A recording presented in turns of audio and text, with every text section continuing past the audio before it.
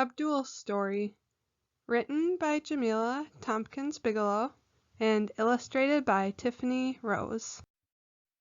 Abdul's story. Abdul loved to tell stories.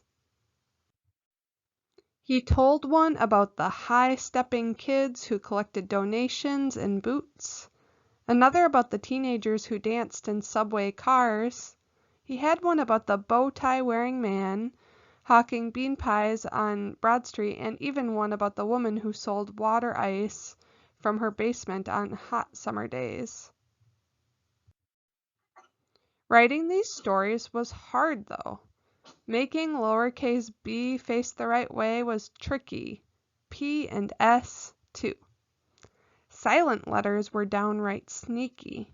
How could Abdul know there was an E if it never made a sound? Abdul loved the straight lines, like the ones his barber shaved, but Abdul's scribbly, scratchy, scrawly letters never stayed on any line. During writing period each day, he wrote, then he erased his mistakes, wrote, then erased, wrote, then erased. His classmates had neat sentences. Abdul had smudges. Why write his stories anyway? The people and places in his school books never looked or sounded like the people or places he knew. Some stories are for books, Abdul decided, but not his. One day, Abdul's class had a visitor. Mr. Muhammad had lines straighter than straight around his beard and hairline. His sneakers, like Abdul's, had not a single crease or scuff. Mr. Muhammad was a writer. He read a story about a watchful boy with hair shaved low and skin the color of night. Women braided hair on front steps in this story. Girls with clacking beads jumped rope, and men in white thobes prayed on the sidewalk outside a full storefront mosque.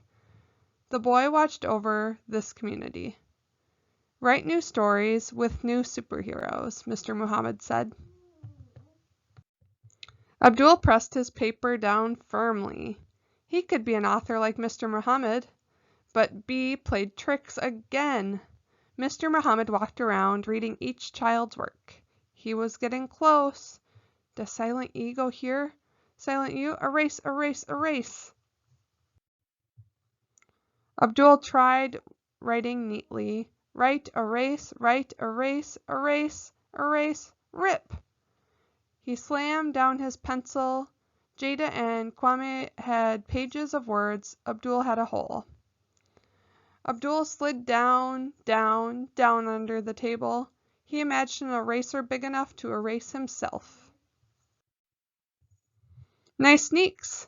Can I tell you a story? Mr. Muhammad asked. I don't got a story, Abdul whispered. Everyone has stories. But I can't write like them, Abdul pointed. Me neither, Mr. Muhammad said. Come with me. I want to show you my notebook.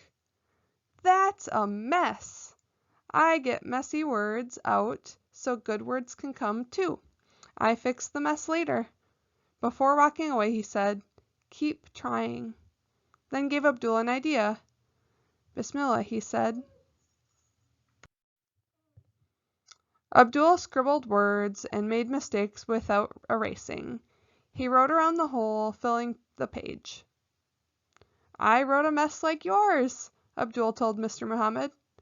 Mr. Muhammad smiled. Find a great story in there. Abdul squinted. He saw words misspelled, but wondrous, and sloppy-looking sentences he loved.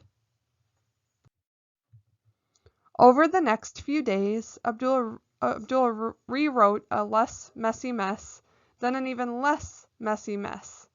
He smiled when he read his story to himself, but when it was time to hand it in, he didn't feel like smiling.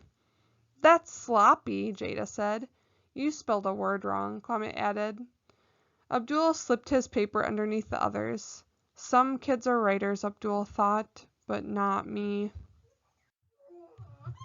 Days later, Mr. Muhammad returned. I loved your stories, he exclaimed.